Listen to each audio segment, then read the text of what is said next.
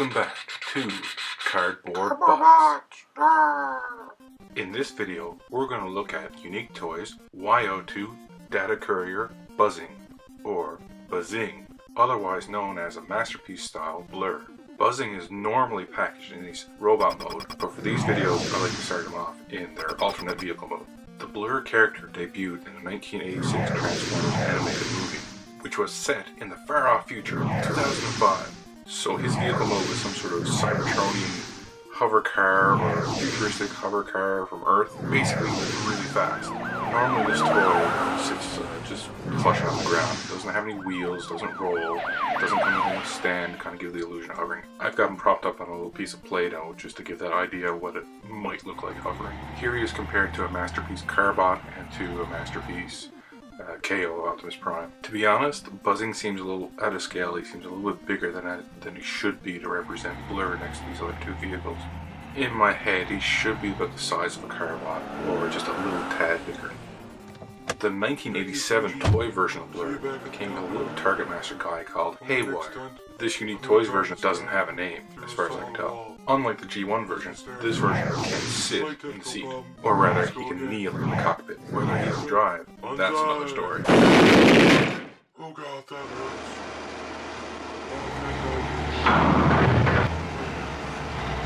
Oh, where you go? Come back. I'm in so much pain.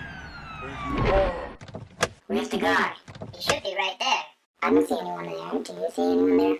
Well, he's not there now. Let's go. Just another prank No, call. don't go. Holy shit. Did you feel that? Feel what? Never mind. We're gonna take the pain. Please help me. What do we have here? Thank you very much. Oh! Take me to a hospital. 6 weeks later. And we're back. And Buzzing looks no worse for wear. In vehicle mode, this toy looks extremely accurate to the cartoon. His rifle can be mounted in vehicle mode, but it does sort of get in the way of the driver. The gun looks an awful lot like that gun he used in the movie as well. Let's get him transformed. The arms untab and rotate out from the sides. Those longer forearm bits are on springs and can move out the way and snap back as needed. At this point, I like to pick 2 glue pieces on each side of the seat and collapse those hinges. Now, one of my favorite parts of this transformation is taking the boosters and swinging them out and folding them back in. They hide away really nice. Next, we're going to untab the back piece, and the section underneath we're going to rotate back. It'll fold back and tab in, become his underwear. Next, we're going to untab the seat and spread out the legs. The various parts of the seat fold up and the hinges move around, and I never get this right, so just fiddle with it until you get it right. Let's stand them up, and while I do that, I'm going to turn around his knee to face the right way. Untab the inside of the biceps. Rotate the arms out of the way. Next, we're going to split the nose piece, fold the dark blue pieces inwards, and rotate out of the way. I'm going to rotate one of the arms down so you can see how the chest pops out and reveals the head. We can finish to rotate and hinge down the nose section, and then hinge the whole torso down on the stem. Hinge the windshield chest piece in place and tab in the head.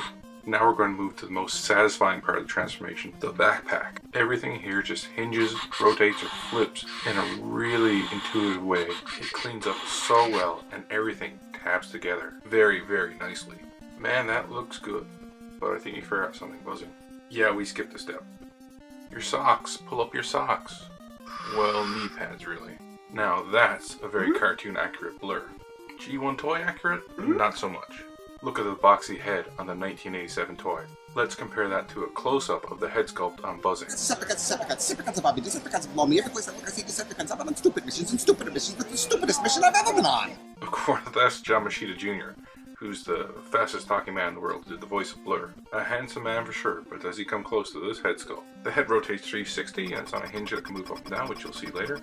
Ratcheted rotation at the shoulder. Good shoulder hinge. Full bicep swivel. Swivel on the upper forearm. Combined with a swell double jointed elbow, this gives this arm a great range of motion and articulation.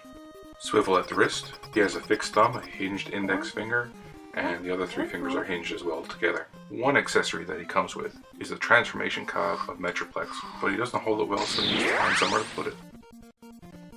That's a good lad. Ain't nobody gonna find it down there. Hip skirts can hinge out of the way of the legs, and of course he can rotate freely at the waist. We know that his top sides are superposable.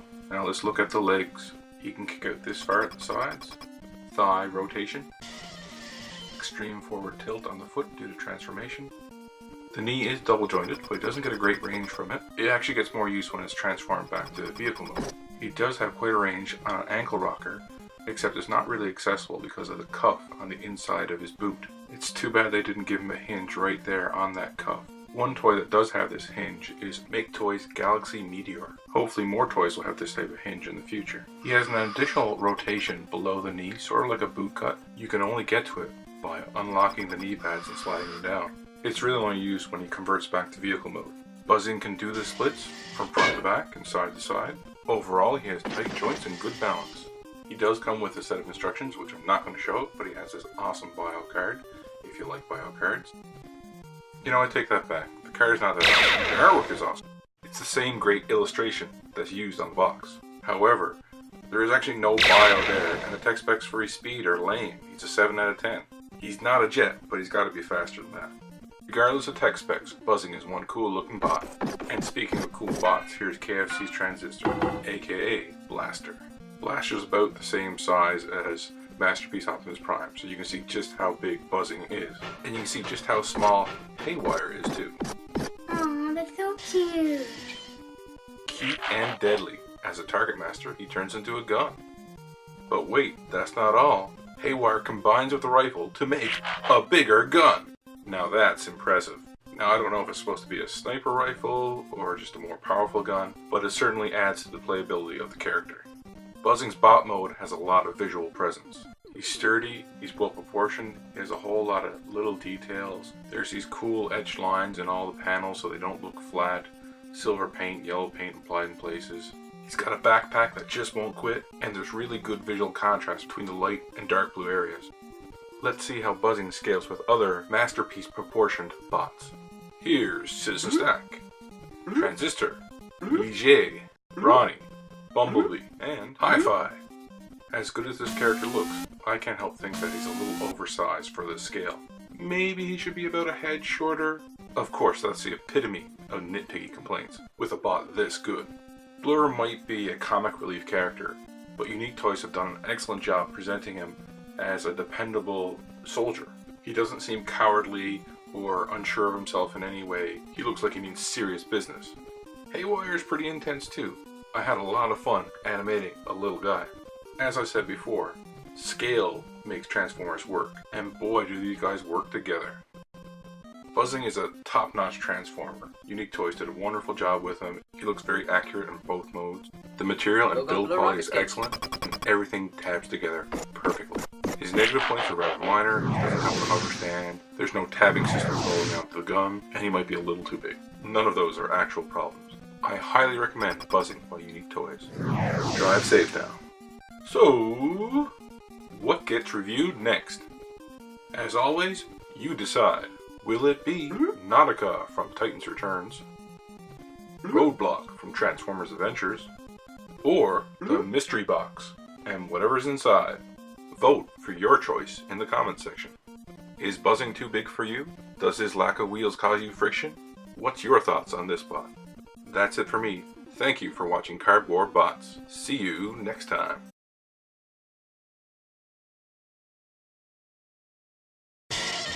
Dad, that's inappropriate.